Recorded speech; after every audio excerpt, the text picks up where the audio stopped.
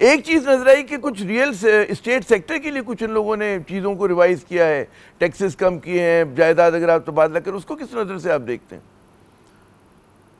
अच्छा, वो भी जो ट्रांजैक्शन टैक्सेस हैं रियल एस्टेट के ऊपर, उनको कम करने को मैं सपोर्ट करता हूं। आपको ट्रांजैक्शंस नहीं रोकनी है, आपको भारी टैक्सेशन नहीं करनी की ट्रांजैक्शन, क्योंकि जिस तरह इन्होंने पिछले साल किया और फिर नतीजा ये हुआ कि बिल्कुल मार्केट्स फ्रीज कर दी ना, ट्रांजैक्शन होनी खत्म हो गई।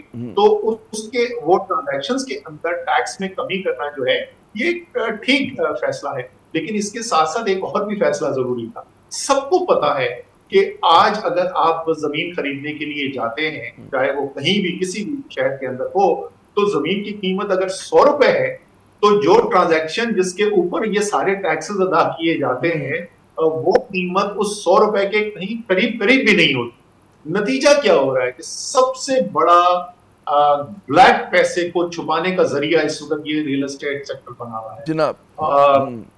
और दूसरी बात ये कि ये अच्छी बात है कि रियल एस्टेट के अंदर भी काम हो, ये भी एक सेक्टर है।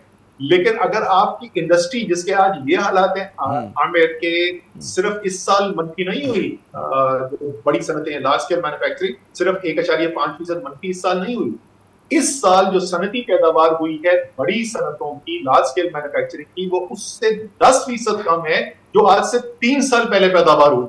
मतलब आप सोचे, यकीन करने वाली बात है, जो लोग मीशत को नहीं जानते, पाकिस्तान जैसे मुल्क के अंदर, एक तरक्की पजीर मुल्क के अंदर, जहां पे 10-10, 12-12, 15-15% जो है वो बड़ी सनतों की ग्रोथ होनी चाहिए, जो थी 2021-22 अगर आप देखें 10-10% से ज्यादा थी।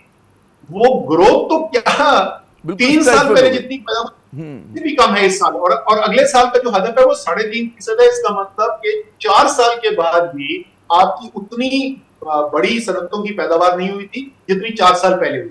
अच्छा, एक और चीज जी, मैं वक्त क्योंकि मुख्तसर है, दो बड़े अहम सवाल हैं। एक तो जो समझ में नहीं आ रहा है कि भाई दुनिया में तेल की कीमतें कम हो रही हैं, लेकिन हमारे यहाँ ज़ाहिर है कि पेट्रोलियम लेवी जिस तरह से बढ़ाई गई है वो सबके सामने है।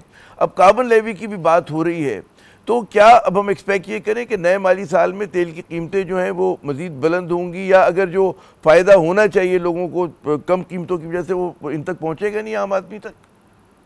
नहीं, वो तो बुनियादी तौर पे ये हो रहा है ना, क्योंकि वो सेक्टर्स जो हैं और वो लोग जो हैं जो अपने टैक्स नहीं अदा कर रहे हैं, वो सिर्फ ये हुकूमत नहीं, तमाम हुकूमतें उनसे टैक्स हासिल करने में नाकाम, और उसके नतीजे में टैक्स उसी से लेना है जो आपके शिकंजे में आया हुआ है।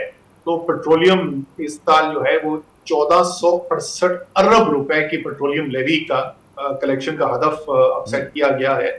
इतना बड़ा हदफ जो है, और मुझे ये लगता है क्योंकि अगले साल का जो रेवेन्यू का टारगेट है वो 14,000 अरब रुपए से ज्यादा का गया था, वो रियलिस्टिक नहीं, और तकरीबन ऑलमोस्ट सर्टन है कि वहां पर आप नहीं पहुंच सकेंगे। तो मुझे लगता है कि अभी पीडीएल और कार्बन लेवी वाला जो है, शायद जैसे जैसे साल गुजरेगा तो इसमें और मजीद इजाफा होगा।